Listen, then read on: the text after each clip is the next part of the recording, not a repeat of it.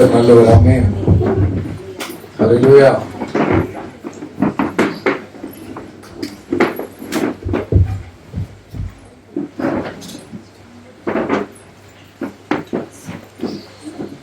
சமீபத்தில் சார்லி கர்க் என்று சொல்லுகிற ஒரு தேவனுடைய ஊழியர் அமெரிக்க ஐக்கிய தேசத்தில் கர்த்தருக்காக வைராகியமாக நின்ற ஒரு இளம் ஊழியர், 31 வயது மட்டும்தான் ஆனது. அவர் கொல்லப்பட்டார். இங்க கழுத்துக்கிட்டு அவரை ஷூட் பண்ணி அவரை கொண்டுட்டாங்க. அவரு பற்றி சொல்லணும் அப்படின்னா, கொஞ்சம் கூட பயம் இல்லாமல், கொஞ்சம் கூட தண்ணி கலக்காம, கொஞ்சம் கூட டைல்யூட் பண்ணாம அமெரிக்க ஐக்கிய தேசத்தை பாவத்தை பாவம் என்றும் உண்மையை உண்மை என்றும் ஆண்டவராக இயேசுவினுடைய நாமத்தை குறித்து அவர் வெட்கப்பட்டதோ கவலைப்பட்டதோ இல்லாமல் பகிரங்கமாக கர்த்தருடைய நாமத்தை முகத்துக்கு நேராக நின்று சவால் விட்டு சொல்லக்கூடியவர்.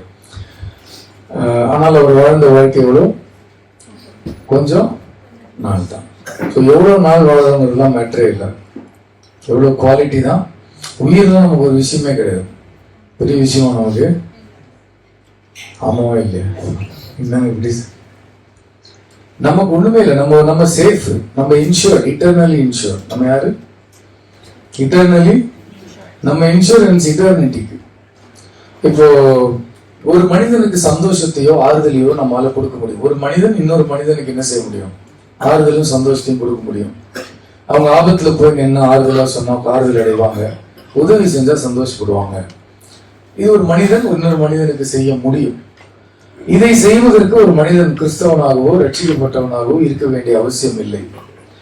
ஆனால் ஒரு மனிதன் இன்னொரு மனிதனுக்கு செய்ய முடியாதது ஒரு கிறிஸ்தவனால் மட்டும்தான் செய்ய முடியும். அப்படின்னா அந்த ஆறுதலையும் அந்த சந்தோஷத்தையும் நித்தியம் வரைக்கும் நம்மால் கொண்டு செல்ல முடியும். ஹல்லேலூயா. அதுதான் முக்கியம்.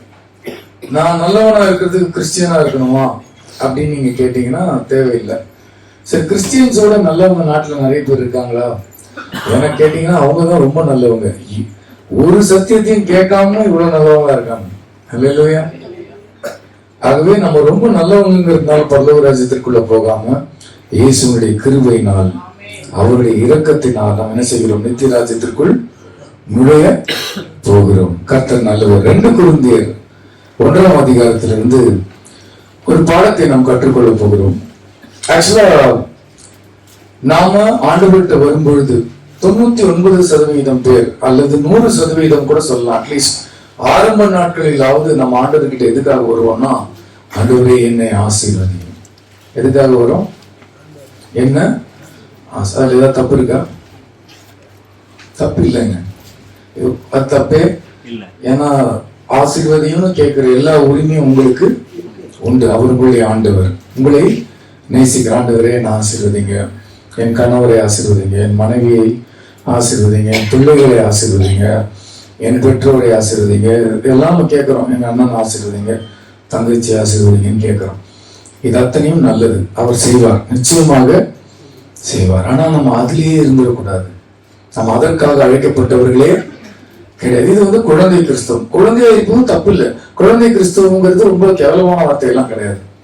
ஏன்னா குழந்தை பிறக்கும் போது குழந்தையா தான் பிறக்கும். யாராவது 20 வயசு பிள்ளை பெற்றிருக்கீங்களா டைரக்டா? இல்ல. அப்போ குழந்தையாதான் என்ன செய்யும்? பிள்ளை பிறக்கும். அது குழந்தை மாதிரிதான் நடந்துக்கும்.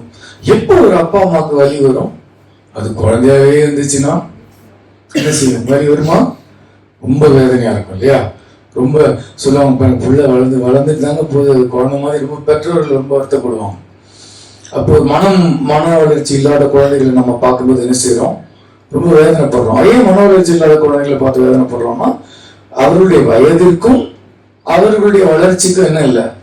ப்ரொபோர்ஷனேட்டான குரோத் இல்லை. அப்போ வலி என்ன செய்யும்? பெற்றோருக்கு உண்டாக்கும். குழந்தையா இருப்பதில் எந்த பிரச்சனையும் இல்லை, குழந்தையாகவே இருப்பதில் பிரச்சனை இருக்கிறது. தேவையான அளவுக்கு ஒரு ப்ரொபோர்ஷனேட் குரோத் இல்லைன்னா அது மிகுந்த வலியை உண்டாக்கும்.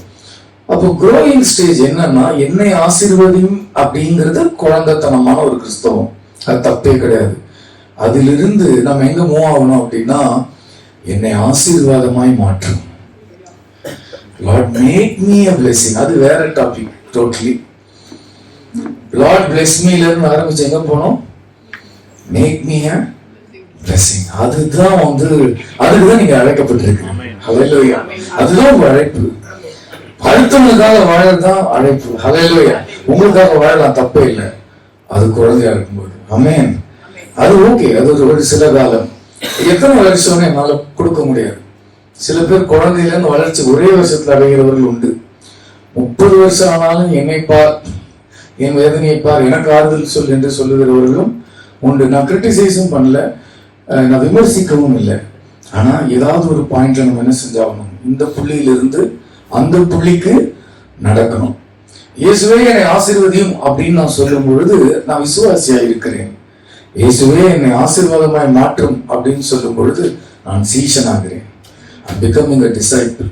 இங்க நான் குறைகிறேன், அவரும் மற்றவர்களும் என்ன செய்கிறார்கள்? பெரிய இடத்தை பிடிக்கிறார்கள். என்னுடைய விருப்பம், என்னுடைய சந்தோஷம், நான் விரும்புவது நடக்க வேண்டும் என்கிற சுயத்தை குறைக்கிறோம்.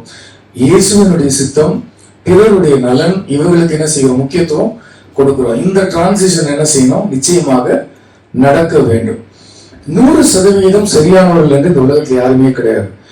ஆகவே அது பிரச்சனையே கிடையாது. ஆனா வளர்கிறோமா என்பதுதான் பெரிய பிரச்சனை. அது நிச்சயமாக ஒரு பிரச்சனை தான். சரிங்களா?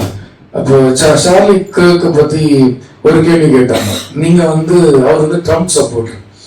இன்னுங்க வெளிப்படையாக நீங்க ஒரு தேவனுடைய ஊழியர்னு சொல்லிட்டு ஒரு அரசியல்வாதிக்கு நேரடியாக சப்போர்ட் பண்றீங்க. அப்போ ஒரு காலேஜ் கேர்ள் கேட்டா, அவருக்கு எப்படி நீங்க சப்போர்ட் பண்றீங்க? அவருடைய நெறி வாழ்க்கை என்ன இல்லை, சரியில்லையே.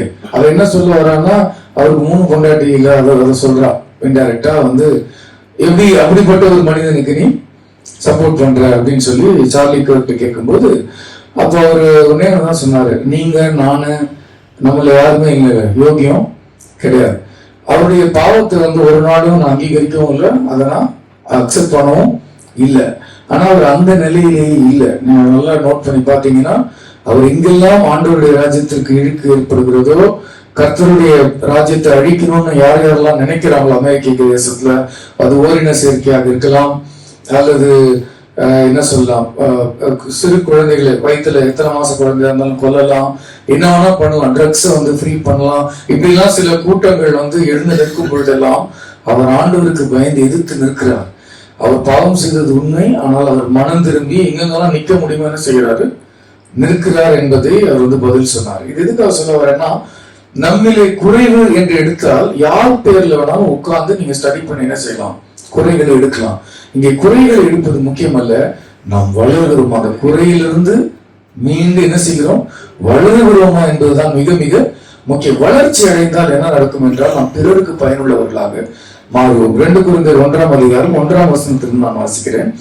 தேவனுடைய சித்தத்தினாலே இயேசு கிறிஸ்துவின் அப்போஸ்தலனாகிய பவுலும் சகோதரனாகிய தீமோத்தேயும் கொரிந்து பட்டணத்தில் உள்ள தேவனுடைய சபைக்கும் அகயா நாடெங்கும் உள்ள எல்லா பரிசுத்தவான்களுக்கும் எழுதுகிறதாவது, நம்முடைய பிதாவாகிய தேவனாலும் கர்த்தராகிய இயேசு கிறிஸ்துவினாலும் உங்களுக்கு கிருபையும் சமாதானமும் உண்டாவதாக.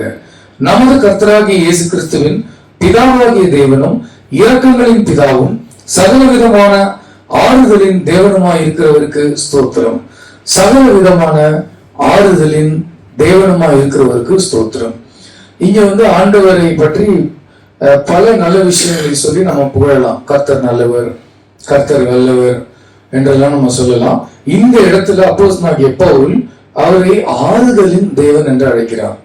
அப்படின்னு என்ன ஆறுதல் அப்படின்னா, சகல விதமான ஆறுதலின் தேவன் அப்படின்னு அழைக்கிறார்.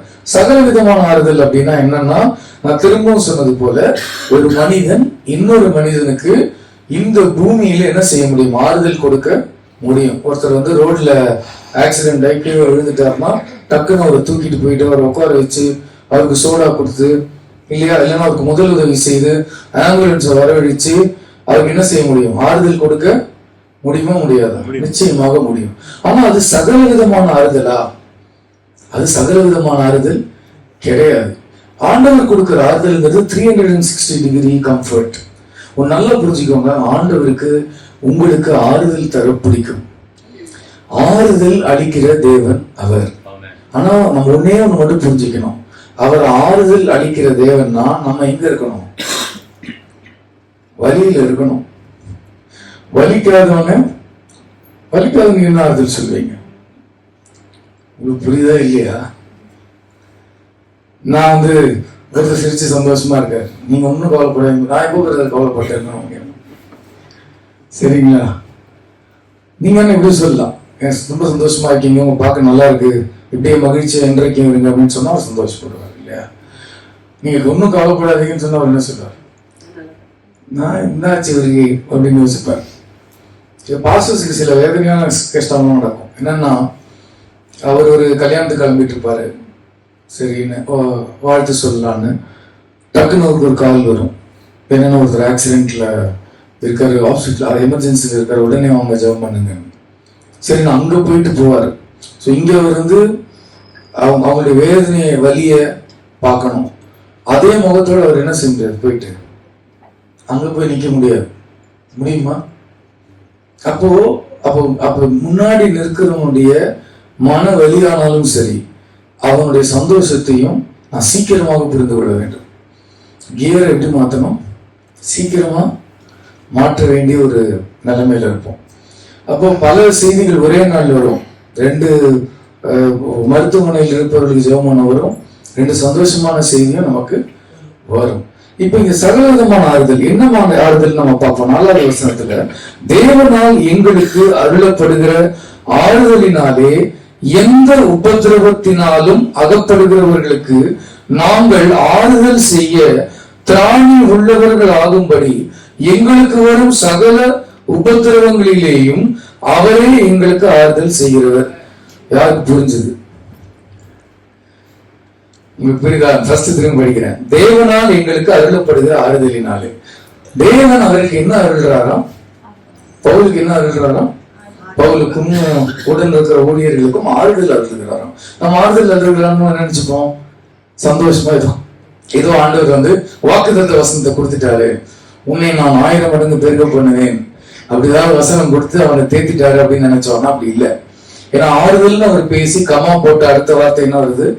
எந்த உபதிரவத்தினாலாகிலும் அகப்படுகிறவர்களுக்கு நாங்கள் ஆறுதல் செய்ய திராணி உள்ளவர்களாகும்படி எங்களுக்கு வரும் சகல உபதிரவங்களிலேயும் அவரே எங்களுக்கு ஆறுதல் செய்கிறவர்.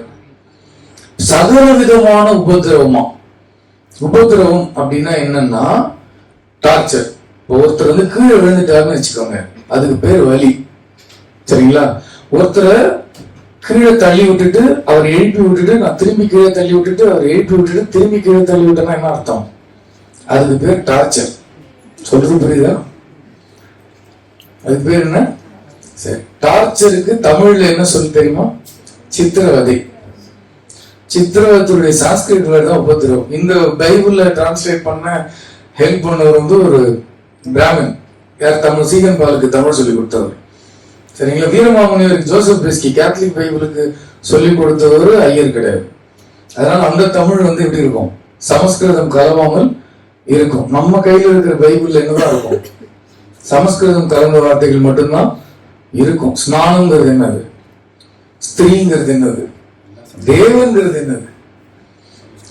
தேவன். சரிங்களா? இறைவன் தான் கரெக்டான வார்த்தை. அப்போ இதுல சொல்லுங்க சித்திரவதை, சகல விதமான சித்திரவதை. அப்போ ஆண்டவர் என்ன பண்றாராம்? பவுலுக்கும் அவரை சேர்ந்தவர்களுக்கும் சித்திரவதைகளை அனுமதிக்கிறாராம், அனுமதிச்சு ஆறுதல் படுத்துகிறாராம். அப்போ வலியையும் கற்றுக் கொடுக்கிறாராம். Full training of the pain. பெயின்லாம் கொடுத்துட்டு அப்புறம் பெயினுக்கு அப்புறம் என்ன கொடுக்கிறாரா? கம்ஃபர்ட்டும் கொடுக்கிறாராம். கம்ஃபர்ட் எது கொடுக்கிறாரு சொல்லுங்க? ஏன்னா அவர் பெயின்ல இருந்தாருன்னா எழுந்து போய் இன்னொருத்தவங்க கம்ஃபர்ட் கொடுக்க முடியாது. இப்ப பெயின்ல வந்து மாஸ்டர் கிளாஸ் கொடுத்துட்டு கொஞ்சம் கம்ஃபர்ட்னா நீங்க நினைச்சிடாதீங்க அவர் கம்ப்ளீட்டா ஹீல் ஆயிட்டாருன்னு. கொஞ்சம் பிரேக். எதுக்காக பிரேக் கொடுத்திருக்காருன்னா போய் ஊழியம் செய்வதற்கு. திரும்பி வந்து டார்ச்சர் கிளாஸ் ஸ்டார்ட் ஆயிடும். உங்களுக்கு புரியுதா? சகல விதமான உபதிரவம் தானே போட்டிருக்கு, ஒரு சித்திரவதையும் பாக்கி இல்லையா? என்ன இல்லையா? இங்க டார்ச்சர்லயே வந்து நிறைய வெரைட்டிஸ் இருக்கு இல்லையா? அப்ப எல்லா விதத்திலையும் பவுல வந்து என்ன செய்யறாரு? ஆண்டவர் வச்சு செய்யறாராம். செஞ்சுட்டு ஒரு டேக் அ பிரேக் அப்படிங்கிறாராம். ஒரு ஆறுதல், ஒரு சின்ன கம்ஃபர்ட் இல்லையா கொடுக்குறாராம். எதுக்கு? நான் கொஞ்சம் எனர்ஜி வேணும்ல, போயிட்டு இப்ப யாருக்கு நான் திரும்பி வரேன் வசனத்துக்கு. தேவனால் எங்களுக்கு அருளப்படுகிற ஆறுதலினாலே, எந்த ஆறுதல்? இந்த பிரேக், டேக் பிரேக்னார்ல, ஓவர் அடிச்சுட்டா கொஞ்சம் பிரேக் எடுத்துக்கோ.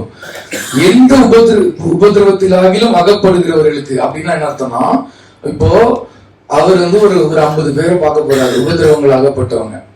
அதுல ஒவ்வொருத்தரும் வந்து ஒரு விதமான கஷ்டம் அனுபவிச்சிருப்பாங்க வச்சுப்போம். ஒருத்தர் வந்து வறுமையில இருக்கலாம், ஒருத்தர் வந்து கிறிஸ்துவுக்காக அடி வாங்கி இருக்கலாம், ஒருத்தர் வியாதியின் உபதிரவத்துல இருக்கலாம், இல்லைன்னா ஒருத்தர் மனக்குழப்பத்துல இருக்கலாம், மன அழுத்தத்துல இருக்கலாம். இப்படி பல விதமான உபதிரவத்துல ஒரு 50 பேர் இருக்காங்கன்னு வச்சுக்கோங்க. இப்ப சகல விதமான உபதிரவத்துக்கு யார் ஸ்பெஷலிஸ்ட்? பவுல். ட்ரெயினர் யாரு? காட். அதனால இவருக்கு பாலுக்கு மட்டும் ஒரு டைப் ஆஃப் டார்ச்சர் கொடுக்காம, சரி மொத்தமா ஹோல்சேல்ல மொத்தமா இருக்கு வச்சுக்கோ, சகல விதமான உபதிரவங்களையும் வச்சுக்கோ. நான் அப்பப்போ பிரேக் கொடுப்பேன், நீ போய் ஊழியம் செஞ்சுட்டு என்ன செய்யலாம்? You can come back to your torture class. உங்களுக்கு புரியுதா? இப்ப இந்த டிரான்சிஷன் புரியுதா உங்களுக்கு? பிறருக்கு ஆசீர்வாதமா இருக்கிறது என்னன்னு தெரியுதா? அப்போ அங்க வந்து பால் வந்து செல்ஃப் சென்ட்ரிக்கே கிடையாது. இப்ப அவருக்கு ஒரு பெயின் வருதுன்னா, ஓ யாருக்கோ ட்ரைனிங், எனக்கு யாருக்கோ ஆறுதலா இருக்கிறதுக்கு அவர் பிடிச்சி அடின்னு அடிச்சாங்கன்னா, நான் கிறிஸ்துவுக்காக அடி வாங்குற யாரோ ஒருத்தருக்கு நான் போய் ஆறுதலா என்ன செய்ய போறேன்? போய் நிற்க போறேன். இப்ப மாஸ்டர் கிளாஸ் முடிக்கணும். ஏன்னா இப்ப நான் உங்களுக்கு ஆறுதல் சொல்லணும்னா உங்களோட பெட்டரா நான் இருக்கணும். இப்போ ஒரு 5 அடி வாங்கினவனுக்கு நான் ஆறுதல் சொல்லணும்னா எனக்கு ஒரு 10 அடியாவது விழுந்திருக்கும். ஏன்னா நான் வந்து கிவிங் எண்ட்ல இருக்கேன்ல இல்லையா? ஒரு வீக்கானவன் ஸ்ட்ராங் ஆனவன் என்ன செய்ய முடியும்? வீக் ஆனவன் தூக்க முடியும் இல்லையா? ஒரு 15 கிலோ தூக்கணும்னா என்னோட வெயிட்டாக அட்லீஸ்ட் 40 kgs ஆகுது மினிமம் இருக்கணும். அப்போ எனக்கு எக்ஸ்ட்ரா ட்ரைனிங் இருந்தால் தான் என்ன செய்ய முடியும்? பிறரை நான் ஆறுதல் படுத்த முடியும். அப்போ கர்த்தர் வந்து உங்களை யாருக்கு பயன்படுத்த போகிறாரோ அவர்களுடைய வேதனை, அவர்களுடைய வலி எல்லாத்தையும் ஒரு மாஸ்டர் கிளாஸ கொடுப்பார். இது வந்து யாருன்னா குழந்தைங்களுக்கு கிடையாது. நான் குழந்தையாவே இருந்து போயிட அப்படின்னு நீங்க ஆசைப்படக்கூடாது. ஏன்னா குழந்தை பெற்றோருக்கு வலி, குழந்தை வலி கிடையாது. குழந்தையாவே இருந்தா அது என்னது? அது ஒரு வலி. நாம் ஆண்டவருக்கு வலியாக இருக்கக்கூடாது, ஆசீர்வாதமாக. இதுக்காக என்ன சொல்றேன்னா, இதுக்காக நீங்க பயந்தெல்லாம் போவாங்க, பயப்பட வேண்டிய அவசியமே. பால் பயந்து எழுதுறாரு. பவுல் பயந்துட்டாரா? பயப்படுறோம் நன்றி சொல்ல முடியுமா? அவர் என்ன சொல்ற பாருங்க. 3வது, சகல விதமான ஆறுதலின் தேவனமாய் இருக்கிறவருக்கு ஸ்தோத்திரம். நம்ம இந்த வசனத்தை படிச்சோன்னே, அப்பா ஆறுதல், ஆண்டவர் அப்படியே மடியில வச்சு அப்படி நெஞ்சில போட்டு அப்படியே தட்டிக்கிட்டே நம்ம தூங்க வைப்பாரு அப்படின்னு நம்ம என்ன செய்யக்கூடாது? நினைச்ச கூடாது. அவர் சொல்ற சகல விதமான ஆறுதல், நான் சகல விதத்திலும் பிறருக்கு ஆறுதலாகவும் ஆசீர்வாதமாகவும் இருக்க வேண்டுமானால் சகல விதமான பாதைகளிலும் செல்வதற்கு ஆயத்தமாக இருக்க வேண்டும். முறுமுறுக்கவே கூடாது. என்ன பிரச்சனை வேணா வரட்டும், முறுமுறுக்கவே கூடாது, புலம்ப கூடாது, மற்றவங்க மேல எரிஞ்சு பாஞ்சு கடிச்சு குதறக்கூடாது. புரியுதுங்களா? வெறுப்பு காட்டக்கூடாது, செழிப்பு காட்டக்கூடாது. நீங்க ஒண்ணு என்ன புரிஞ்சுக்கணும்? ட்ரைனிங் மோட் ஸ்டார்டட் அப்படின்றது என்ன செய்யணும்? ஸ்டார்ட் ஆயிடுச்சு, ட்ரைனிங் ஸ்டார்ட் ஆயிடுச்சு அப்படின்னு கிளாஸ்ல இன்வால்வ்டா இருக்கணும். ஆமென். கவலைப்படாதீங்க, ரொம்ப எல்லாம் அடிக்க மாட்டாரு. ஏன்னா ஒரு பாயிண்ட்ல நிறுத்தி பிரேக் கொடுத்து உங்களை பையன் ஏன்னா ட்ரைனிங் கொடுத்தது இருக்கு. அல்லேலூயா. சரிங்களா? அதனால உங்களுக்கு கொஞ்சம் பிரேக் கொடுத்து ஸ்ட்ரென்த் கொடுத்து போய் என்ன செய்வார்? ஆண்டவர் சொன்னார் என்கிட்ட ஆரம்பத்துல, உன்னை நான் ஆறுதலின் உடையத்துக்கு தான் அழைச்சிருக்கேன் அப்படின்னு சொன்னார். இப்பதான் புரியுது. புரியுதுங்களா? நிறைய பேர் சொன்னாங்க, பிரதர் உங்ககிட்ட பேசினது ரொம்ப ஆறுதலா இருக்கு, நல்லா புரியுது எனக்கு. கவலைப்படாதீங்க, கர்த்தர் கண்ணீரை துடைப்பார் உங்கள் மூலமாக. அல்லேலூயா. உங்களை கண்ணீரின் பாதையில நடத்துவது பிறருடைய கண்ணீரை துடைப்பதற்காக. புரியுதுங்களா? அப்போ அடுத்த வசனம் பாருங்க. எப்படி எனில் கிறிஸ்துவனுடைய பாடுகள் எங்களிடத்தில் பெருகின்றது போல கிறிஸ்துவினாலே எங்களுக்கு ஆறுதலும் பெருகுகிறது. நிறைய ஆறுதல் வேணும் அப்படின்னா என்ன வேணும்? நிறைய பாடுகள். வலிக்காதவனுக்கு என்ன தடை கொடுக்க முடியும் இல்லையா? வலிக்கிற இடத்துல தடை கொடுத்தா அப்பா நல்லா இருக்கு, ஐஸ் கட்டிலாம் வைப்பாங்க, வலிக்கிற இடத்துல எத்தனை வந்து வைப்பாங்க, நல்லா இருக்கும். அப்போ வலி பெருகும், ஆறுதல் கண்டிப்பாக ஆறுதல் அளிப்பார், பயப்படாதீங்க. அல்லேலூயா. கர்த்தர் கூட நின்று அப்படியே விட்டுற மாட்டார், அவர் நல்லவர். ஆமென். பிறருக்கு ஆசீர்வாதமா இருப்பதற்காக அழைக்கப்பட்ட கூட்டம். நீங்க பாத்தீங்கன்னா ஒரு போட்டி நடக்குது இல்லையா? இவன் என்ன பண்ணுவான்? ஹமாஸ் காசால இருந்து என்ன செய்வான், இஸ்ரேல்ல ஒரு 50 பேர் அடிப்பான், இவன் 500 பேர் அடிப்பான். இவன் நீ 500 அடிக்கிறியா, நான் என்ன செய்யறேன், நான் 5000 போறேன். என்ன நடக்குது, போட்டி நடக்குது.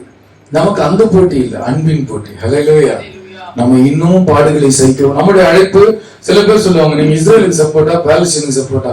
நான் 2 பேருக்கு எப்படி சப்போர்ட் பண்ண முடியும், ஏன்னா 2 பேருமே கிறிஸ்துவ அறியாதவர்கள். ஹல்லேலூயா.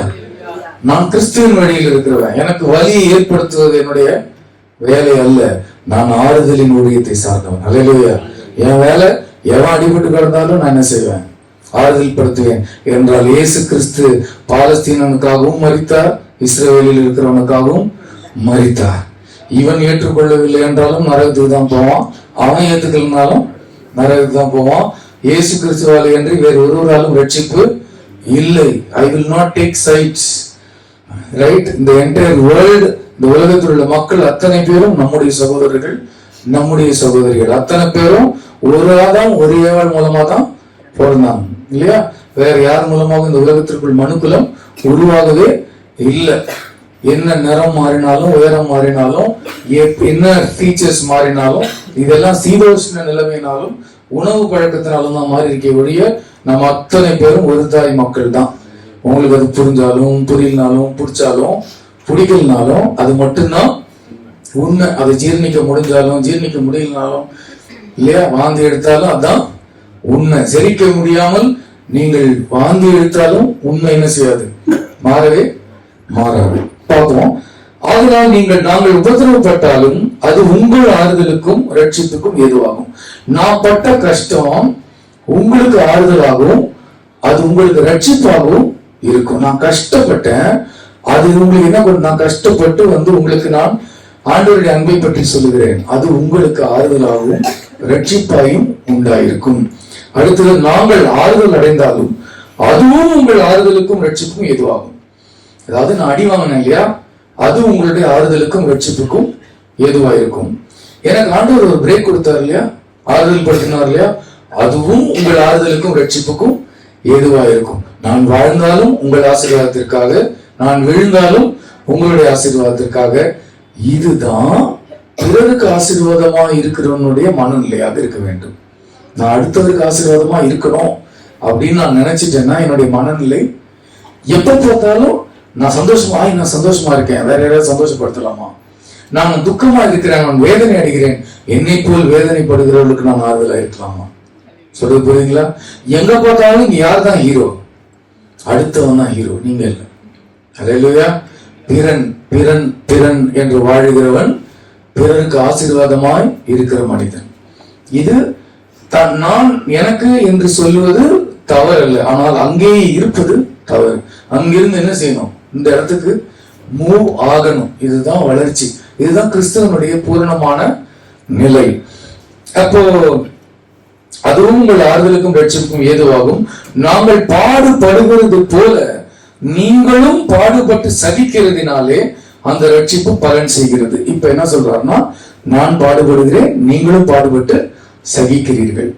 நீங்கள் பாடுபட்டு சகிக்கிறீர்கள். உங்கள் பாடுகளை நான் உணர்வதற்கு என்னுடைய பாடுகள் உதவி செய்கிறது. உங்களுடைய பாடுகளை நான் உணர்கிறபடினால் உங்களுக்கு நான் ஆறுதலாக இருக்கிறேன். அல்லேலூயா. ஏன்னா அவங்களை பார்த்து சொல்ல முடியாது, உங்களுக்கு என் வலி என்ன தெரியும் பாஸ்டர் அப்படின்னு பவுலை பார்த்து என்ன செய்ய முடியாது, கேட்க முடியாது. உங்களுக்கு நான் ஆறுதலாக இருக்கும்படி நானும் அந்த பாடுகளை சகிக்கிறேன் அப்படின்னு சொல்லி பவுல் சொல்றாரு. நீங்கள் எங்களோடு கூட பாடுபடுகிறது போல எங்களோடு கூட ஆறுதலும் அடைகிறீர்கள் என்று நாங்கள் அறிந்து உங்களை குறித்து உறுதியான நம்பிக்கை உள்ளவர்களாக இருக்கிறோம். நான் பாடுபடுறேன், நீங்களும் பாடுபடுறீங்க, நான் ஆறுதல் அடைகிறேன், நீங்களும் ஆறுதல் அடைவீர்கள். அல்லேலூயா. ஏன் அவங்களும் பாடுபட்டு சகிக்கிறாங்கன்னா, இங்க ஒன் மேன் ஷோ கிடையாது. ஒரு பவுலை வைத்து தேவராஜ்யத்தை கட்டவே முடியாது. இப்போ அந்த திருச்சபையினரும் என்ன செய்யணும், வளர்ச்சி அடைவேன். ஒவ்வொருவரும் கிறிஸ்துவுக்குள்ள இருக்கிற ஒவ்வொருவருக்கும் பொறுப்பு இருக்கு. ஒரு மனிதனை கொண்டு தேவனுடைய ராஜ்யத்தை கட்ட போவதே இல்லை. இன்னைக்கு உலகத்துல என்ன போட்டி உண்டாயிட்டு இருக்குன்னா, பிறனுக்கு நான் எப்படி வலியை கொடுக்கலாம், மாறி மாறி வலி கொடுப்பதெல்லாம் இருக்காங்க இல்லையா? யோசிச்சு பாருங்க. இந்தியா பாகிஸ்தானுக்கு வலி கொடுக்கும், பாகிஸ்தான் இந்தியாவுக்கு வலி கொடுக்கும், அமெரிக்கா இந்தியாவுக்கு வலி கொடுக்குறேன்னு, இந்தியா அதுக்கு நான் உனக்கு வலி கொடுப்பேன், நீ எனக்கு யார் அதிகமான வலியை யாருக்கு கொடுக்கிறார் என்பது என்ன செய்யுது? உலகம் உள்ள ரஷ்யா உக்ரைனுக்கும், உக்ரைன் ரஷ்யாவுக்கும், தமிழன் சிங்களனுக்கும், சிங்களன் தமிழனுக்கும் மாறி மாறி என்ன செய்கிறார்கள்? வழி கொடுத்து கொண்டே இருக்கிறார்கள். நாம் அன்பை கொடுக்க வேண்டும், ஆறுதலை கொடுக்கிற போட்டியில இருக்கும். இப்போ சபையாரும் பாடுபடுறாங்க, பவுலும் ஊழியரும் பாடுபடுறாரு. இப்ப அவங்களுக்குள்ள என்ன போட்டி தெரியுமா? யார் யாரை அதிகமா ஆறுதல் படுத்துவார்? ஏன்னா அவங்களும் இவர் ஆறுதல் படுத்தி இருக்கிறாங்க. அதையும் சொல்றாரு அவர். நீங்க படிச்சிருந்தீங்கன்னா பவுலுக்கு யார் ஆறுதலா இருக்கிறார்? சபை மக்கள். சபை மக்களுக்கு யார் ஆறுதலா இருக்கிறார்? பவுல் ஆறுதலா இருக்கிறார். இங்க என்ன போட்டி நடக்குதுன்னா, யாருக்கு மாறி மாறி வழி கொடுக்கலாம் என்பதில் அல்ல போட்டி, யாருக்கு மாறி மாறி ஆறுதல் கொடுக்கலாம், அன்பை கொடுக்கலாம் என்கிற ஒரு போட்டி நடந்து கொண்டிருக்கிறது. ஹல்லேலூயா. நம்ம எல்லாரும் ஆசீர்வாதமா மாறலாமா? ஆமென். ஆமென். தொடர்ந்து படிப்போம். ஆகையால் சகோதரரே, ஆசியாவில் எங்களுக்கு நேரிட்ட உபதிரவத்தை நீங்கள் அறியாதிருக்க எங்களுக்கு மனம் இல்லை. தலைவர் நம்ம ஊருக்கு வந்துட்டார். எங்க அடி வாங்கியிருக்காரு? இப்போ ஆசியாவில் நான் செம்ம உதவ வாங்கினேன். யார் சொல்றாரு? எவ்வளவு உதவ வாங்கினார்னு எக்ஸ்பிளைன் பண்றாரு. என்னவெனில், பிழைப்போம் என்கிற நம்பிக்கை அற்று போகத்தக்கதாக எங்கள் பலத்திற்கு மிஞ்சின அதிக பாரமான வருத்தம் எங்களுக்கு உண்டாயிற்று. பிழைப்போன்ற நம்பிக்கையே இல்ல, பொழைக்க சான்ஸ் இல்லாம சாவடி அடிச்சிட்டாங்க. யார? எங்க அடிச்சிருக்காங்க? நம்ம ஊர்ல ஏசியாவில் தான். மிஞ்சி போனா அந்த ஏசியானா அந்த சைடு ஆப்கானிஸ்தான் வரைக்கும் சொல்லிக்கலாம் அந்த காலத்துல. ஏன்னா மற்றதெல்லாம் அந்த காலத்துல ஏசியா மைனர்னு சொல்லுவாங்க இந்த சைடு. அப்ப அதெல்லாம் வந்து வேற கண்டம். இப்பதான் அகண்டு கொஞ்சம் சேர்த்திருக்காங்க. ஏசியான்னு சொன்னீங்கன்னா ஆல்மோஸ்ட் மேபி நார்த்லயோ வேற எங்கேயோ ஏதோ ஒரு அப்பே தலைவர் எப்படியோ உள்ள என்ட்ரி கொடுத்திருக்காரு. நிறைய பேர் சொல்லுவாங்க கிறிஸ்தவம்லாம் இப்பதான் வெள்ளக்காரன் வரும்போது வந்துச்சு. எங்க வந்திருக்கிற தலைவர்? சாவடி வச்சிருக்காங்க. எவ்வளவு பேசியிருப்பாரு இல்லையா? அப்போ ஆசியாவில வந்து எங்களுக்கு என்னவெனில் பிழைப்போம் என்கிற நம்பிக்கை அற்று போக, பிழைக்க வாய்ப்பேடா, இன்னைக்கு ஸ்டோரி முடிஞ்சிடுச்சு, கதை முடிந்தது என்று எண்ணுகிற அளவில பலத்துக்கு மிஞ்சின அதிகமான பார வருத்தம் எங்களுக்கு உண்டாயிற்று. 9ஆம் வசனம், நாங்கள் எங்கள் மேல் நம்பிக்கையாயிராமல் மரித்தோரை எழுப்புகிற தேவன் மேல் நம்பிக்கையாய் இருக்கத்தக்கதாக மரணம் வரும் என்று நாங்கள் எங்களுக்குள்ளே நிச்சயித்திருந்தோம்.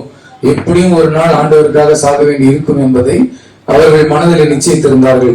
அப்படிப்பட்ட மரணத்தின் நிமித்தம் மரணத்தினின்றும் அவர் எங்களை தப்புவிக்கிறார், இன்னும் தப்புவிப்பார் என்று அவரை நம்பி இருக்கிறோம். அப்படிப்பட்ட மரணத்திலிருந்து கர்த்தர் தப்புவித்தார். ஹல்லேலூயா. எதுக்கு தப்புவிச்சார் சொல்லுங்க? எதுக்கு தப்புவிச்சார்? Take a break. ஹல்லேலூயா. உசுர் போயிடுச்சு, முடிஞ்சிருச்சு. அவங்க அத்தனை பேர் நினைச்சாங்களாம் ஒருத்தர் கூட பிழைக்க மாட்டோம் என்று நாங்க நினைச்சிட்டோம், முடிவு பண்ணிட்டோம். அப்புறம் அவங்களுக்குள்ளேயே நினைச்சு பேசிக்கிறாங்க. என்னன்னா, ஒரு நாளில் இப்படி கிறிஸ்துவுக்காக மரிக்கும் வரும் அப்படின்னு நாங்களே எங்களுக்குள்ள நிச்சயித்திருந்தோம். சரி, ஆண்டவருக்காக சாகிற வேலை வந்துருச்சு, அது இன்னைக்குதான் போல, நம்ம இன்னைக்கு எல்லாரும் செத்துருவோம் அப்படின்னு பார்த்தா அவனுக்கு கொஞ்சம் உசுறு வச்சுட்டு போயிட்டானுங்க. கவலைப்படாதீங்க, உங்க வேலை முடியாம உசுறு போவாது. ஹல்லேலூயா. நம்ம போயிருவோம் பிரதர், யாராவது டெத் நியூஸ் கேட்டா ஐயோ அடுத்து நம்மளுக்கு தான்ன்ற மாதிரிலாம் யோசிக்க கூடாது. வேலையை முடிக்காம கிளம்ப முடியாது, உசுறு கொஞ்சம் மிச்சம் இருக்கும். ஹல்லேலூயா.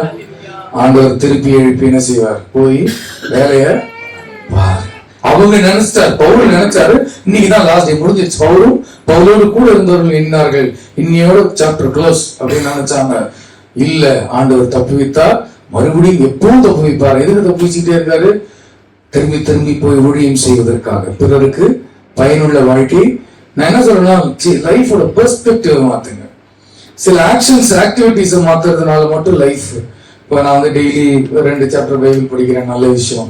டெய்லி நான் வந்து இப்போ நான் வந்து இன்னில 15 மினிட்ஸ் ப்ரேயர் பண்ண போறேன், இப்படிலாம் டிசைட் பண்றீங்க, அதெல்லாம் ரொம்ப நல்ல விஷயம்.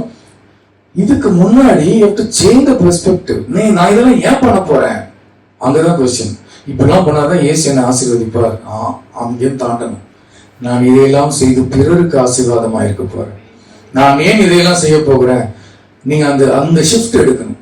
என்னை கர்த்தர் ஆசீர்வதிக்க வேண்டும் என்கிற நிலையிலிருந்து நான் பிறருக்கு ஆசீர்வாதமாக இருக்க வேண்டும். குழந்தை கிறிஸ்தவத்திலிருந்து முதிர்ச்சி உள்ள ஒரு கிறிஸ்தவனாக, விசுவாசி என்கிற நிலையிலிருந்து சீஷன் என்கிற நிலைக்கு என்ன செய்யணும்? பால் குடிக்கிற நிலையிலிருந்து மாமிசம் உண்ணுகிற நிலைக்கு என்ன செய்ய வேண்டும்? வளர வேண்டும். அப்ப அந்த வளர்ச்சி என்பது நம்முடைய மனநிலையை பொறுத்தது. அநேகர் மூலமா எங்களுக்கு உண்டான 16வது வசனம் பாருங்க. அநேகர் மூலமா எங்களுக்கு உண்டான தயவுக்காக அநேகரால் எங்கள் நிமித்தம் ஸ்தோத்திரங்கள் செலுத்தப்படும் பொருட்டு நீங்களும் விண்ணப்பத்தினால் எங்களுக்கு உதவி செய்யுங்கள். மாம்சத்துக்கேற்ற ஞானத்தோடு நடவாமல் தேவனுடைய கிருபையினால் நாங்கள் உலகத்திலேயும் விசேஷமாக உங்களிடத்திலேயும் கபடம் இல்லாமல் திவ்ய உண்மையோடே நடந்தோம் என்று எங்கள் மனது எங்களுக்கு சொல்லும் சாட்சியே எங்கள் புகழ்ச்சியா இருக்கிறது. அவன் என்ன சொல்றானா, எனக்கு என்ன புகழ்ச்சினா, இவ்வளவு அடி வாங்கினாலும் உத வாங்கினாலும் பாடுபட்டாலும் நாங்க கள்ளம் கபடம் இல்லாமல் நடந்து கொண்டோம். அல்லேலூயா.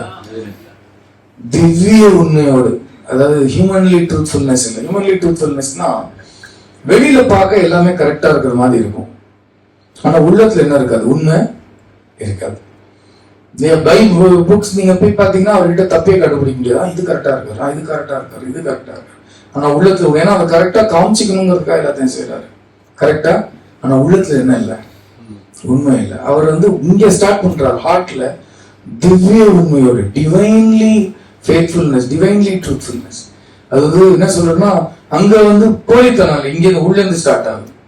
அப்போ நான் கபடு இல்லாத சிந்தையோடு கூட அங்க அடி வாங்கும் போதும் உத வாங்கும் போது நாங்க உண்மையா இருந்தோம். இப்ப உயிர் பழைச்சு வந்திருக்கோம் இல்லையா, அதை நினைச்சு பார்க்கும்போது அது எங்களுக்கு சந்தோஷமா இருக்கு. அதே உண்மையா இருந்தோம்டா சாவர வரைக்கும், ஏன்னா செத்துட்டோன்னே நினைச்சிட்டாங்க. அப்ப அந்த பாயிண்ட் வரைக்கும் நாங்க எப்படிதான் இருந்தோம், உண்மையாக இருந்தோம் என்பதே எங்களுக்கு புகழ்ச்சியாய் இருக்கிறது. சோ இப்படி ஒரு லைஃப் அவர் வாழ்கிறார். ஏனென்றால் நீங்கள் வாசித்தும் ஒத்துக்கொண்டும் இருக்கிற காரியங்களிலே என்று வேறொன்றையும் நாங்கள் உங்களுக்கு எழுதவில்லை, முடிவு பரியந்தமும் அப்படியே ஒத்துக்கொள்வீர்கள் என்று நம்பி இருக்கிறேன். கர்த்தராகிய இயேசு கிறிஸ்துவினுடைய நாளிலே நீங்கள் எங்களுக்கு புகழ்ச்சியா இருப்பது போல நாங்களும் உங்களுக்கு புகழ்ச்சியா இருக்கிறதை ஒருவாறு ஒத்துக்கொண்டிருக்கிறீர்களே. அப்போ உங்களால எனக்கு புகழ்ச்சி, என்னால் உங்களுக்கு புகழ்ச்சி. ஏன்னா இவங்க பவுலுக்கு தயவு காட்டுகிறார்கள், ஜெபம் பண்ணுகிறார்கள், அவரை தாங்குகிறார்கள், அவர் ஊழியத்திற்கு வரும்பொழுதெல்லாம் உதவி செய்கிறார்கள். அதே போல இவர் எவ்வளவு பாடுபட்டாலும் வேதனைப்பட்டாலும் அவர்களை ஆறுதல் படுத்த, நெறிப்படுத்த, சகல சத்தியத்திற்குள்ளும் நடத்த, எவ்வளவு உபத்திரம் வந்தாலும் சகலவற்றையும் சகித்துக் கொண்டு இவரும் கர்த்தருடைய ஊழியத்தை செய்கிறார். இவர் என்று சொல்லும் பொழுது இவரோடும் இவரோடு இருக்கிற அத்தனை உடன் ஊழியர்களும். அப்ப அத்தனை பேரும் நாங்க உங்களுக்கு புகழ்ச்சி, உங்களால் எனக்கு புகழ்ச்சி. நாம் கர்த்தராக இயேசு, அவர் சொல்ற புகழ்ச்சிங்கிறது உலகம் தருகிற புகழ்ச்சி இல்லை. உலகத்துக்கு அவங்களுக்கு கிடைக்கிறதுலாம் இகழ்ச்சி தான். காது துப்புறாங்க, அடிக்கிறாங்க, அவமானப்படுத்துறாங்க. இவங்க பேசுற புகழ்ச்சி எல்லாம் கர்த்தருடைய பார்வையில இருக்கிற புகழ்ச்சி, கர்த்தரால் புகழப்படுகிற ஒரு வாழ்க்கை. நீங்களும் கர்த்தரால் புகழப்படுகிற ஒரு வாழ்க்கை வாழ்கிறீர்கள், நானும் கர்த்தரால் புகழப்படுகிற ஒரு வார்த்தை வாழ்கிறேன். நீங்களும் சகிக்கிறீர்கள், நானும் சகிக்கிறேன். நீங்களும் ஆறுதல் அடைகிறீர்கள், நானும் ஆறுதல் அடைகிறேன். புரியுதுங்களா? இப்படிப்பட்ட ஒரு அழைப்பை கொரிந்து சபைக்கு அப்போஸ்தலனாகிய பவுல் விடுக்கிறார். இப்போ பவுலுக்கு எத்தனையோ விதமான வலிகள் வந்தது, வேதனைகள் வந்ததுன்னு சொன்னேன் இல்லையா. இப்ப ஆசியால தர்ம அடி அடிச்சு குத்துயிரும் கொலையுரமோ போட்டுட்டு நம்ம செத்துட்டோம்னா நம்ம அத்தனை பேரும் செத்துட்டோம் இன்னைக்கு அப்படின்னு சொல்லி நினைக்கிற அளவுக்கு உடல் வேதனை கொடுத்தார்கள் அல்லவா. அவர் அந்த மாதிரி வேதனை மட்டும்தான் பவுலுக்கு வந்ததா? அடுத்தது பார்ப்போம். நான் இப்படிப்பட்ட நம்பிக்கையை கொண்டு இருக்கிறபடினால் உங்களுக்கு இரண்டாம் தரமும் பிரயோஜனம் உண்டாகும்படி முதலாவது உங்களிடத்தில் வரவும், பின்பு உங்கள் ஊர் வழியாய் மக்கதோனியா நாட்டுக்கு போகவும், மக்கதோனியாவை விட்டு மறுபடியும் உங்களிடத்துக்கு வரவும், உங்களால் யூதேயா தேசத்திற்கு வழிவிட்டு அனுப்பப்படவும் யோசனையா இருந்த ஒரு பிளான் வச்சிருந்தார். என்ன பிளான்னா, ஃபர்ஸ்ட் உங்க ஊருக்கு வந்துட்டு அப்புறம் மக்கதோனியாவுக்கு போயிட்டு அப்புறம் அடுத்த ஊருக்கு போறதுக்கு முன்னாடி திரும்ப மறுபடியும் உங்க ஊருக்கு உங்களை பார்த்துட்டு உங்களால் வழி அனுப்பப்படும்படி ஒரு பிளான் வச்சிருந்தேன். இதெல்லாம் எதுக்கு இப்ப சொல்றாரு அவரு? இவருடைய மினிஸ்ட்ரி டிராவல் ரூட்ட சொல்றாரு. அதுக்கு ரீசன் இருக்கு. ஏன்னா ஒருத்தன் ரொம்ப வேதனையா பவுல பேசிட்டான். 17வது வசனம் பாருங்க. இப்படி நான் யோசித்தது வீணாக யோசித்தேனா, அல்லது ஆம் ஆம் என்கிறதும் அல்ல அல்ல என்கிறதும் என்னிடத்தில் இருக்கத்தக்கதாக நான் யோசிக்கிறவைகளை மாம்சத்தின்படி யோசிக்கிறேன். நான் உங்களுக்கு சொன்ன வார்த்தை ஆம் அல்ல என்று இருக்கவில்லை, அதற்கு உண்மை உள்ள தேவனே சாட்சி. இங்க என்ன நடந்துச்சுன்னு சொல்றேன், பேக்ரவுண்ட் என்ன பாருங்க. என்ன பிளான்னா, ஆரம்பத்துல அவர் உங்களை மறுபடியும் நான் பார்ப்பேன் அப்படின்னு யார் கமிட் பண்ணிருக்காருன்னா பவுல் கமிட் பண்ணியிருந்தார். ஆனா அதுக்குள்ள அவர் சொன்னபடி அவரால் வர முடியல. அதனால அவர் கேவலமா ஒருத்தர் அப்ப பவுல் ஆம்னு சொன்னாருன்னா அல்லன்னு அர்த்தம், அல்லன்னு சொன்னாருன்னா ஆம்னு அர்த்தம்னு சொல்லி அவர் ரொம்ப அவமானப்படுத்தி அங்க பேசுறான். எங்க கொரிந்து சபையில பேசுறான். ஆனா அவர் ஏன் வரலன்னு ரீசன் உங்களுக்கு தெரியுதா? இப்ப ஏன் அடிவானத்தை பத்தி பேசினாருன்றீங்க? அங்க அடிச்சு போட்டாங்க, இங்க வருது. உங்களுக்கு புரியுதா? அப்போ இது மாதிரி வழி வேற. இப்ப ஒருத்தர் வந்து அடி குத்துயிரும் கொலையுமா சாவு கிடக்குறாரு, அதனால அவரால் என்ன செய்ய முடியல, சொன்னது போல வர முடியல. இப்படி பவுல் அப்ப அந்த காலத்துல வந்து டக்குன்னு பாருங்க, ஒரு போட்டோ எடுத்து பாருங்க, இவ்வளவு அடி வாங்கி கிடக்குறேன்ட்டு வாட்ஸ்அப்ல ஷேர்லாம் என்ன செய்ய முடியாது, டக்குன்னு ஒரு போட்டோ எடுத்து அனுப்ப முடியாது, ஒரு போன் அடிச்சு சொல்லவும் முடியாது. ஏன்னா வேற நாடு, இது வேற நாடு. பிளைட்டு கிடையாது, ட்ரெயின் கிடையாது, இதுவும் கிடையாது. வழிப்பயணமா இவர்கள் செல்ல வேண்டும், நடந்தே போகணும், காடு வழியாகுமா. நீங்க அசால்ட்டா படிச்சு இங்க நாங்க அங்கே, நீங்க நம்ம திருவாங்கூர் தாம்பரமே போக முடியல டிராபிக்ல. நீங்க சும்மா படிக்கிறோம் 2 லைன்ல, அந்த வழிபாதைகள் அந்த காலத்துல எப்படி இருந்ததுன்னு படிச்சு பாருங்க மேப்ல. அது எவ்வளவு காடு, மலை பகுதி, சாப்பாடு, துணி, மணி, மிருகங்களால தெரு நாய் அட்டாக்கே நம்மளால தாங்க முடியல. காட்டு மிருகங்கள் வழியாக இருட்டுல போயிட்டு வர்றதெல்லாம் சாதாரணமா நினைச்சீங்களா? இது திருமாவளவன் அவருடைய இதுல சொல்றாரு, கிறிஸ்தவத்தை படிச்சா எனக்கு பைத்தியமே பிடிக்குது, இப்படி எல்லாம் நடந்திருக்கு, எப்படி நடந்திருக்குன்னே தெரியல, ஆனா நடந்திருக்கு நான் நம்புறேன், ஏன்னா இவ்வளவு கிறிஸ்தவங்க இருக்காங்க. ஹல்லேலூயா. அப்ப நடந்திருக்கு. இதெல்லாம் எப்படி சாத்தியம்? நீங்க எங்க வேணா பாருங்க, எந்த மதத்துல வேணாலும் அவர்கள் ஒரு சேனையாய் புறப்பட்டு போவார்கள். ஓப்பனாவே சொல்றேன், இஸ்லாமியர்கள் சேனையா தான் போனாங்க. இந்த மாதிரி தனியால 4 பேர் பைய தூக்கிட்டு வாடா போலான்னு என்ன செய்யல, ஒரு நாட்டு விட்டு ஒரு நாடு போகலாம் முடியவே முடியாது. எவ்வளவு பெரிய அர்ப்பணிப்புனா இந்த மாதிரி அர்ப்பணிப்பு உலகத்திலே கிடையாது. சும்மா பேசலாம், அதெல்லாம் நடக்கவே சாத்தியமே கிடையாது. அப்போ இவர் வழியில செத்தே போயிட்டோம்னு நினைக்கிற அளவுக்கு இருக்கிற இடத்துல ஒருத்தன் உடல்ல வலியை கொடுக்கும்போது ஒருத்தன் வார்த்தையால் என்ன செஞ்சுட்டு இருக்கான். அந்த கொரிந்து சபையில் என்ன செய்யறான், அவரை காயப்படுத்தி கொண்டிருக்கான். அப்ப அதான் சொல்றாரு, ஆமாம் இல்ல இல்லன்னு பேசுறாள்னா நாங்க இல்ல, அதனாலதான் நாங்க உண்மையா இருக்கோங்கிறத பத்தி பவுல் என்ன செய்யறாரு, விவரித்து கூறு. இதெல்லாம் நான் உனக்கே விவரித்து சொல்றேன், உங்களெல்லாம் ஒரு ஆள்னு மதிச்சு நான் வந்து ஊழியம் செய்யறேன். நான் எவ்வளவு பெரிய டென்ட் மேக்கரு, நான் எவ்வளவு படிச்சவன், கமாலியல் கிட்ட படிச்சவன். போங்கடா, இது ஊழியமாவது உங்களுக்கு எல்லாம் ஊழியம் செஞ்சு ஒரு நன்றி இருக்கா அப்படிலாம் கோச்சிட்டு என்ன செய்யல, அவங்களுக்கு உட்காந்து எக்ஸ்பிளைன் பண்றார். நான் எவ்வளவு உண்மையா உங்களுக்கு வந்து நான் சொல்றது உங்களுக்கு புரியுதா? அவருக்கு எவ்வளவு பெரிய வலியை, உடம்பு வலி பத்தாதுன்னு வார்த்தையால் என்னது, கர்த்தருடைய ஊழியத்தை செய்ய விரும்புகிற எல்லாருக்கும் உங்களுடைய இதயமே உடஞ்சி போற மாதிரி தைக்கப்படுகிறீர்கள் வார்த்தையால். அந்த அனுபவத்திற்குள்ள போலன்னா ஊழியம் செய்ய ஆரம்பிக்கலன்னு அர்த்தம். நெஞ்சு என்ன செய்வாங்க, தொலை போடுவாங்க, ஒரு ஊசியா எடுத்து. நான் சொன்னேன் இல்லையா, டார்ச்சர் இல்லையா, எழுப்பி விட்டு அடிச்சா அப்படி இருக்கும். அந்த மாதிரி படுத்து வச்சு தூங்க வச்சு எழுப்பி அடிப்பது போல இந்த வேதனை என்ன செய்யிருக்கும். கர்த்தருக்கு ஊழியம் செய்யணும்னு நீங்க நினைச்சீங்கன்னா இந்த பாதையின் வழியாக போய்தான் ஆகணும். சரீர உபதிரவத்தை கூட தப்பிக்க வாய்ப்பு இருக்கு, அடிக்காம உதவாங்காம கூட ஊழியம் செய்ய வாய்ப்பு இருக்கு. இதுக்கு வாய்ப்பே கிடையாது, இதன் வழியாக போய்தான் ஆகணும். அப்ப அவர் சொல்றாரு, நான் உங்களுக்கு சொன்ன வார்த்தை ஆம் அல்ல என்று இருக்கவில்லை, அதற்கு உண்மையுள்ள தேவனே சாட்சி. நான் மாத்தி மாத்தி பேசல, ஆமா இல்லைன்னு நான் மாற்றி பேசவில்லை, அதற்கு உண்மையுள்ள தேவனே சாட்சி. இந்த லெட்டர் இதுக்கு நான் சொன்னபடியே வரதான் போறேன், இவ்வளவு அடி வாங்கி உத வாங்கிட்டும் நான் என்ன செய்ய போறேன், வரதான் போறேன் என்று சொல்லி அவர் எழுதுகிறார். என்னானாலும் சில்வானுவினாலும் தீமோத்தேயுவினாலும் உங்களுக்குள்ளே பிரசங்கிக்கப்பட்ட தேவகுமாரனாகிய இயேசு கிறிஸ்துவும் ஆம் என்றும் அல்ல என்றும் இராமல் ஆம் என்றே இருக்கிறார். ஆண்டவரும் வந்து மாத்தி மாத்தி பேசுறவர் இல்ல, கர்த்தருடைய வசனமும் அவர்கள் பேசின தேவகுமாரனாகிய இயேசு கிறிஸ்துவும் அவர் ஆம்னு சொன்னா ஆம் தான், மாற்றி பேசுகிறவர் அல்ல, அவருடைய வார்த்தை மாறப்போவதும் இல்லை என்று சொல்லுகிறார். உங்களோட கூட எங்களையும் கிறிஸ்துவுக்குள் சிறப்படுத்தி நம்மை அபிஷேகம் பண்ணினவர் தேவனே. அவர் நம்மை முத்திரித்து நம்முடைய இருதயங்களில் ஆவி என்னும் அச்சாரத்தையும் கொடுத்திருக்கிறார். மேலும் நான் உங்களை தப்ப விடும்படிக்கு இதுவரைக்கும் கொரிந்து பட்டணத்திற்கு வராதிருக்கிறேன் என்று உங்களுக்கு புரிஞ்சத விஷயத்தை. ஏன் கொரிந்து வரல, அவரு இவரை சேஸ் பண்ணிட்டு இருக்காங்க. நல்லா கவனிங்க, பாலை அடிச்சு கொல்லணும்னு பால் எங்கெல்லாம் போறாரோ ஒரு சீக்ரெட் டீம் வேற இவரை ஃபாலோ பண்ணிட்டு இருக்கு. இப்ப பால் கொரிந்துல லேண்ட் ஆனா யாரு இப்ப அடி வாங்குவா, கொரிந்து சேர்ச்சு அடி வாங்குவோம். அப்ப அவர் சொல்றாரு, நான் உங்களை தப்ப விடும்படிக்கு எனக்கு விழுந்த தர்மடி உங்களுக்கு வர வேணான்னு நான் வரல. உங்களுக்கு புரியுதா?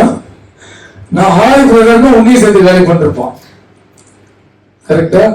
அப்போ நான் உங்களை தப்ப விடும்படிக்கு இதுவரைக்கும் கொரிந்து வராதிருக்கிறேன் என்று என் ஆத்மாவின் பேரில் தேவனையே சாட்சியாக கூறுகிறேன். நான் ஏன் அங்க வரலன்னு, ஏன்னா ஒரு குரூப் என்ன சுத்தினே இருக்குது என்ன பின்னாடி.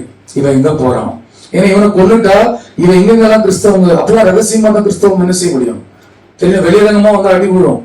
அப்போ எங்கெங்கெல்லாம் கிறிஸ்தவங்க ஒழிச்சிட்டு இருக்காங்க கண்டுபிடிக்கணும்னா, இந்த பின்லாடன் உயிரோடு 2 வருஷம் சுத்த விட்டாங்க. அவன் எங்கெங்கெல்லாம் போறான், யார் யாரெல்லாம் பேசுறான், அவன் போன் எல்லாம் டேப் பண்ணாங்க. மற்ற தீவிரவாதிகளை எல்லாம் கண்டுபிடிப்பதற்காக என்ன செய்வாங்க, ஒரு தீவிரவாதியை கண்டுபிடிச்சிட்டா அவனை உயிரோடு விட்டுருவாங்க. அவன் எங்கெங்கெல்லாம் சுத்துறான்னு அவனுக்கு தெரியாம ஃபாலோ பண்ணிட்டு இருப்பாங்க. இப்ப வந்து பவுல் வந்து கொரிந்து பட்டணத்துக்கு போனா கொரிந்து சர்ச்சு காலி.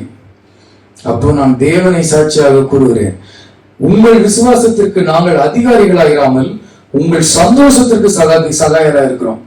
இது என்ன அர்த்தம்னா, விசுவாசிச்சீங்க, என்னாலதான் நீங்க விசுவாசிகள் ஆனீங்க, நான் தான் அதிகாரி, நானே சாதறேன், நீங்களும் சாதுங்க அப்படின்னு நான் சொல்லல. நான் விசுவாசிக்கு நான் அதிகாரம் எடுத்துக்கொள்ளல, உங்கள் சந்தோஷத்திற்கு நான் சகாயனானேன். எப்படி சகாயனானேன், வராமல் இருந்து. கொரிந்து சபைக்கு அதுக்குள்ள என்னை பத்தி உங்களுக்கு புரிஞ்ச ஃபர்ஸ்ட் சாப்டர்ல ஏன் தன்னுடைய வழியெல்லாம் எழுதுறாருன்னு ஒருத்தன் வாயால என்ன செஞ்சிருக்கான், தையல் போட்டிருக்கான் அவரை.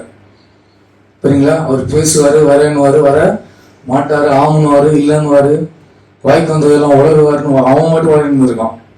இந்த ஒரு மனுஷன் அடி வாங்கி உத வாங்கி மிதி வாங்கி ஒரு கூட்டமா ஆண்டவர் பாட்டுக்கும் அடி அடின்னு அடிச்சு அப்பப்ப டேக்க பிரேக்குன்னு கொடுத்து ஒரு கொஞ்சம் உசுறு வேணும்ல உடம்புல, இவ்வளவுலாம் பண்ணி ஆண்டவர் வந்து அவர் இங்க கொண்டு வரும் பொழுது தயவு செய்து ஊழியர்களை பற்றி பேசாதீங்க.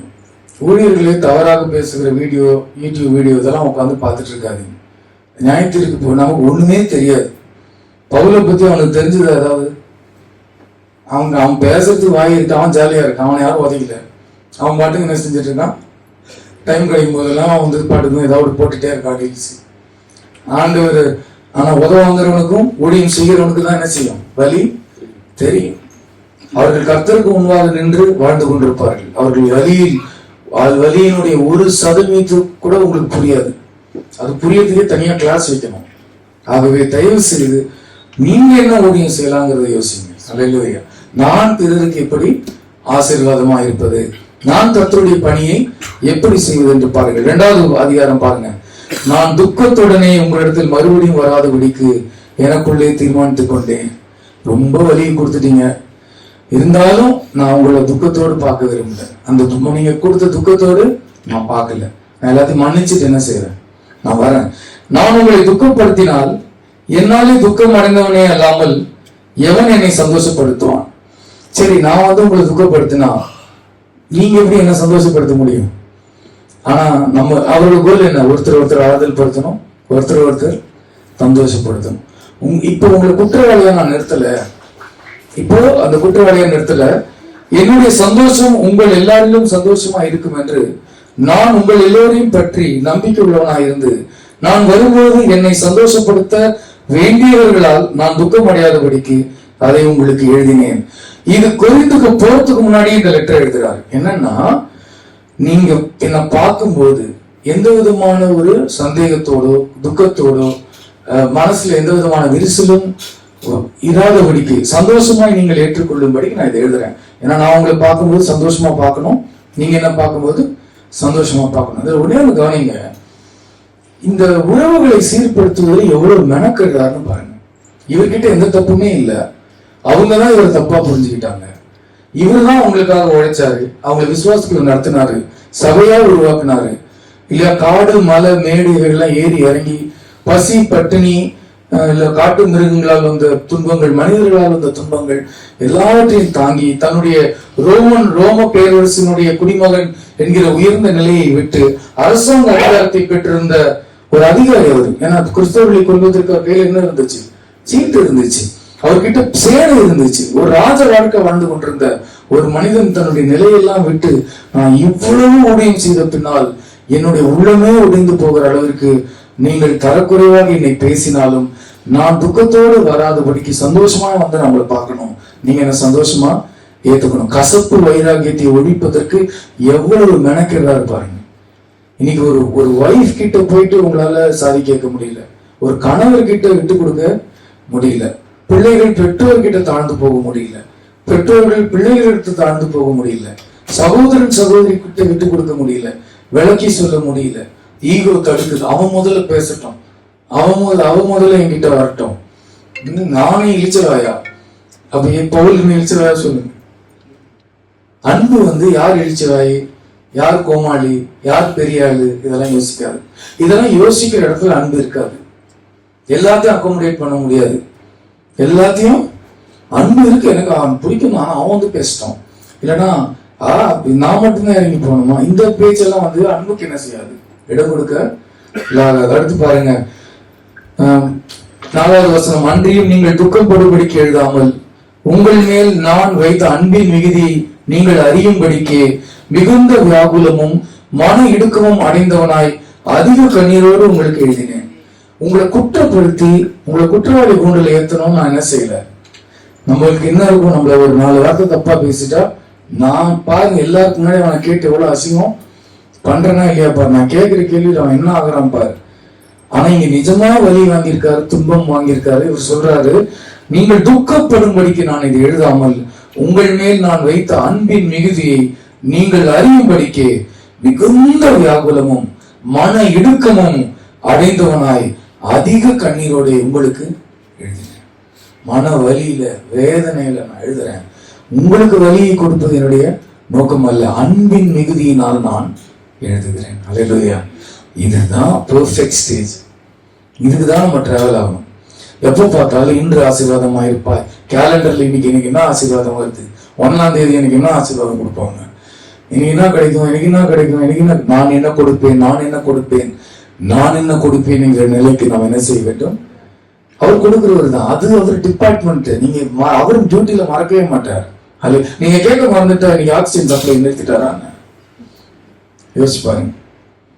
இன்னைக்கு ஆக்சிஜன் கேட்டீங்களா? ஆண்டவரே இன்றைக்கு சுவாசிக்க எனக்கு ஆக்சிஜன் கொடுங்க அப்படின்னு கேட்டீங்களா? மூச்சு விட்டுட்டு தானே இருக்கும். சரி, கடவுளே இல்லைன்றவனும் மூச்சு விட்டுட்டு தானே இருக்கான். நன்றி உள்ளவன் மேலும் நன்றி அறியாதவன் மேலும் அவர் நல்லவராக இருக்கிறார். அவரெல்லாம் மாறவே மாட்டார். அவரை காரி தூக்கினாலும் அவர் மாற மாட்டார், இல்லையா? அவரை அவமானப்படுத்தினாலும் அவர் மாற மாட்டார். அவர் கான்ஸ்டன்ட், அவர் அசையவே மாட்டார். அவரை யாரும் மாற்ற முடியாது, அவர் யாரும் கெடுக்க முடியாது, அவர் யாரும் குழப்ப முடியாது. அவர் இருக்கிறவராகவே இருக்கிறார். அல்லேலூயா. அவர் இருக்கிறவராக இருக்கிறார், அவர் மாற்றவே முடியாது. நம்ம தான் மாறிடுவோம். ஒரு பிரச்சனை தான் மாறிடுவோம், ஒரு போராட்டம் தான் மாறிடுவோம். பெரியமானவர்களே, நாம் அந்த நிலையிலிருந்து மாற கற்றுக்கொள்ள வேண்டும். அடுத்து பாத்தீங்களா, துக்கம் உண்டாக்கினவன் எனக்கு மாத்திரமல்ல. யார் இந்த துக்கம் உண்டாக்கினவர்? வாய்ப்பு வந்ததெல்லாம் பேசினாரு, அவர் தான். துக்கம் உண்டாக்கினவன் எனக்கு மாத்திரமல்ல, ஒருவாறு உங்கள் எல்லாருக்கும் துக்கம் உண்டாக்கினான். நான் உங்கள் எல்லார் மேலும் அதிக பாரம் சுமத்தாதபடிக்கு இதை சொல்லுகிறேன். அப்படிப்பட்டவனுக்கு அநேகரால் உண்டான இந்த தண்டனையே போதும். ஏதோ ஒரு தண்டனை கண்டுபிடிச்சிட்டாங்க, அநியாயமா பவுல் மேல வாய்க்கு வந்ததெல்லாம் இவன் பேசிட்டான்ட்டு சர்ச்சை சேர்ந்து அவனுக்கு ஏதோ பனிஷ்மெண்ட் கொடுத்திருக்காங்க. இந்த இன்ஃபர்மேஷன் யாருக்கு வருது? பவுலுக்கு வருது. நீங்க நல்லா செஞ்சீங்க, சூப்பரா பனிஷ் பண்ணீங்க, அவனை இன்னும் ஒன்று இல்லாம அவனை ஏரியா பக்கமே வரவிடாதீங்க அப்படிதான் சொன்னாரா பாருங்க. ஆதலால் அவன் அதிக துக்கத்தில் அமிழ்ந்து போகாதபடிக்கு நீங்கள் அவனுக்கு மன்னித்து ஆறுதல் செய்ய வேண்டும். யாருக்கு? என்ன பேசி அவனை பேசிட்டாங்க.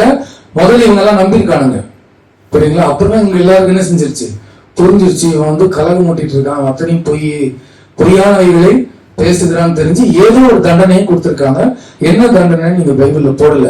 சரி, பவுல் எழுதும் பொழுது அந்த தண்டனை இன்னும் அதிகமாக்குங்க, அவனை கஷ்டப்படுத்துங்க. அவன் உணர்ந்து என்ன செய்யணும், அவன் வலியில கஷ்டப்படணும், எனக்கு எவ்வளவு வலியை உண்டாக்கணும் அப்படின்னு அவர் என்ன செய்யல, எழுதல. அவர் சொல்றாரு, அவன் நிறுத்துங்க, தண்டனையை நிறுத்தி நீங்கள் அவனுக்கு மன்னித்து என்ன செய்ய வேண்டும், ஆறுதல் செய்ய வேண்டும். அந்தபடி உங்கள் அன்பை அவனுக்கு காண்பிக்கும்படி உங்களை வேண்டிக் கொள்ளுகிறேன். அவனுக்கு என்ன செய்யுங்க, அன்பு காட்டுங்க, அவனை நீங்க வெறுக்காதீங்க என்று சொல்லுகிறார். நீங்கள் எல்லாவற்றிலையும் கீழ்ப்படிந்திருக்கிறீர்களோ என்று உங்களை சோதித்தறியும்படி இப்படி எழுதினேன். பாக்குறேன், நீங்க என்ன கீழ்ப்படுறீங்களா இல்லையா? எதுக்கு கீழ்ப்படுறீங்களா இல்லையா? இப்ப ஒரு மிரட்டுறாரு. ஏன் மிரட்டுறாரு? தனக்கு லாபம் வருவதற்காகவா? தன்னை பற்றி தவறாக பேசினவன் மன்னிக்கப்படுவதற்காக. நீங்க என்ன கீழ்ப்படுவீங்களா இல்லைன்னு இதுலயே தெரியும். என்னங்க உங்களை போய் பேசிட்டான், அது மட்டும் நீங்க சொல்லாதீங்க பிரதர்ன்றானுங்க. உங்களை போய் பேசிட்டான், ஓ என்னையும் அப்படி பேசிட்டானா, அப்போ ஒண்ணும் பண்ண அப்படிலாம் என்ன செய்யல பவுல் சொல்லல. எனக்கு நீங்க கீழ்ப்படுவீங்கன்னா இதை செஞ்சு காட்டுங்க, அப்ப நான் அறிவேன். அவங்க வந்து கார்னர் பண்றாரு. எப்படியாவது அவனை மன்னிக்கணும், அவன்கிட்ட மறுபடியும் அன்பு காட்டணும், அவனை மறுபடியும் சேர்த்துக் கொள்ளணும்னு பவுல் என்ன செய்யறாரு, அவங்கள கார்னர் பண்றாரு. அப்ப நான் எனக்கு தெரியும் நீங்க என் மேல அன்பு வச்சிருக்கீங்களா இல்லையா, எனக்கு கீழ்ப்படுவீங்களா இல்லையான்னு நான் அப்பொழுது உணர்கிறேன் என்று பவுல் சொல்லுகிறார். நீங்கள் எல்லாவற்றிலும் எவனுக்கு நீங்கள் மன்னிக்கிறீர்களோ அவனுக்கு நானும் மன்னிக்கிறேன், மேலும் எதை நான் மன்னித்திருக்கிறேனோ அதை உங்கள் நிமித்தம் கிறிஸ்துவனுடைய சன்னிதானத்திலே மன்னித்திருக்கிறேன். அல்லேலூயா. மன்னிப்பு, ஆறுதல், மன்னிப்பு. ஆசீர்வாதமா இருக்கிறதுனா என்ன? பிறருக்காக பாடு அனுபவிக்கணும், பாடுகளை சகிக்கணும், பாடுகளை சகிக்கும் போது ஸ்தோத்திரிக்கணும். இது எல்லாத்தையும் பண்ணிட்டு பிறருக்கு ஆறுதலா இருக்கணும், பிறருக்கு மன்னிப்பு வழங்கணும். ஏன்னா சரீர பிரகாரமான பாடுகள் மட்டும் வரப்போறது இல்லை, சரீர பாடுகளை கொடுக்கிறவர்களையும் மன்னிக்க வேண்டும், அவர்களுக்கு ஆறுதலா இருக்க வேண்டும். பவுல் யாருக்கு ஆறுதலா இருக்கான்னு பாருங்க, இவருடைய எல்லா வேதனைகளுக்கும் காரணமா இருக்கிறவனுக்கும் ஆறுதலா இருக்கிறார். அவனை நீங்க மன்னிக்கணும், அவனை நீங்க சேர்த்துக்கணும், அவனை நீங்க உங்களுடைய சொந்த சகோதரனை ஏற்றுக்கொள்ளணும். நீங்க எனக்கு கீழ்ப்படுகிறீங்களா இல்லையாங்கிறத நான் அதுலதான் தெரிஞ்சுப்பேன் அப்படின்னு சொல்லி அவர்கள் அவனை மன்னிக்க வேண்டும் என்பதை மிக உறுதியாக அவர் சொல்லுகிறார். கடைசியாக நாம் வாசித்து முடிப்போம். சாத்தானாலே நான் மோசம் போகாதபடிக்கு அப்படி செய்தேன், அவனுடைய தந்திரங்கள் நமக்கு தெரியாதவைகள் அல்லவே.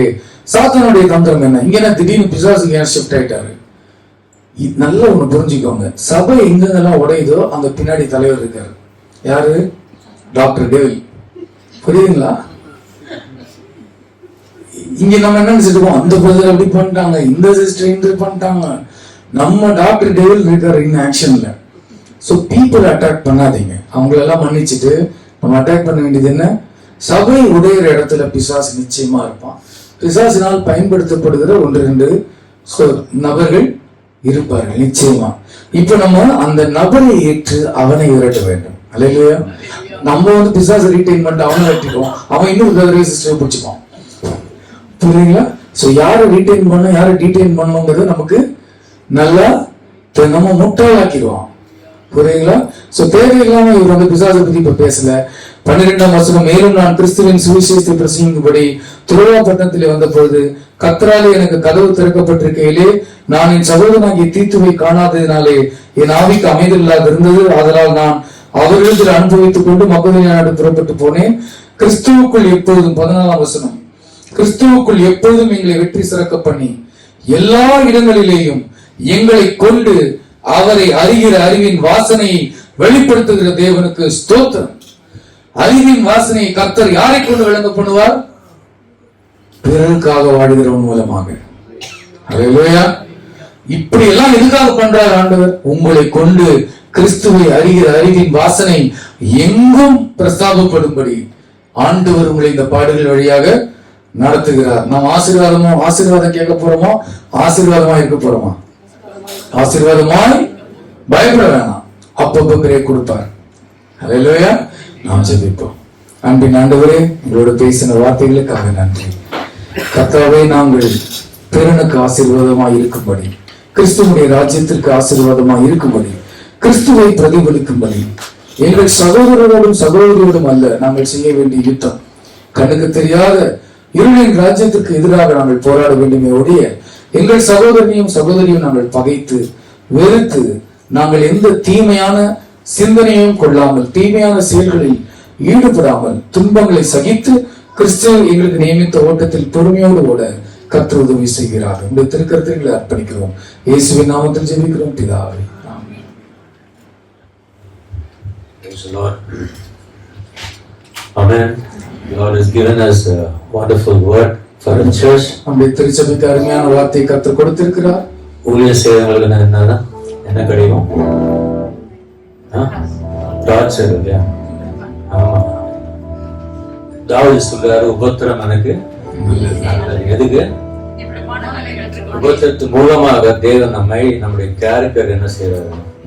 பில்ட் பண்ற, டெவலப் பண்ற. அதுதான் நம்ம கத்துக்கணும். ஏன் உபத்திரம் நம்ம கேட்க கூடாது இல்லையா? We should have fellowship in the suffering of the Lord Jesus. கர்த்தருடைய பாடுகளில் நாம் பங்குள்ளவர்களாக மாற வேண்டும். That's more important when we serve the Lord. கர்த்தருக்கு ஊழியம் செய்யும் பொழுது அது மிக மிக முக்கியம். பாடே வேணாம்னு சொல்லக்கூடாது. நான் அடிக்கடி சொல்ல, பாடு வந்து என்ன செய்யணுமா? பாடணும். ஆமென். பாடு வரும்போது பாடுனீங்கன்னா என்ன பாட்டு? சினிமா பாட்டு. ஆமா, அந்த பாட்டையும் பாடக்கூடாது. சில பேர் செல்போன் அதில் வச்சிருப்பாங்க மியூசிக் எல்லாம். இயேசுவா பாட்டு பாடணும். ஆமென். சாத்தான் நம்மை விட்டு ஓடி போகும். அல்லேலூயா. ஏன்னா பாட்டுல அவ்வளவு வல்லமை இருக்கு. There is power in praise and worship. Amen. Pastor Raja கரையில தட்டி நம்ம உற்சாகப்படுத்துவோம். அருமையான வார்த்தை சபைக்கு ஏற்ற நேரத்தில் கொடுத்திருக்கிறார். அருமையான பேசேஜ். Keep reading. அந்த பவுல் செய்த எல்லாம் அந்த ஊழியர்கள், அவர் செய்த அற்புதங்கள், சபைக்கு கொடுக்கிற எல்லாம் அந்த இன்ஸ்ட்ரக்ஷன்ஸ், மற்ற கோ ஒர்க்கர்ஸ்க்கு நிறைய இன்ஸ்ட்ரக்ஷன்ஸ் கொடுக்குறாரு. அதுல எதுக்குன்னு நம்ம கவனிச்சு பார்த்தோம்னா இன்னும் நம்ம மோட்டிவேட் பண்ணோம். அது அதிகமாக தேவனுக்கு என்று ஊழியம் செய்யறதுக்கு அதை நம்ம உற்சாகப்படுத்தும். ஆமென். நம்ம எல்லாரும் கலந்து நிற்போம்.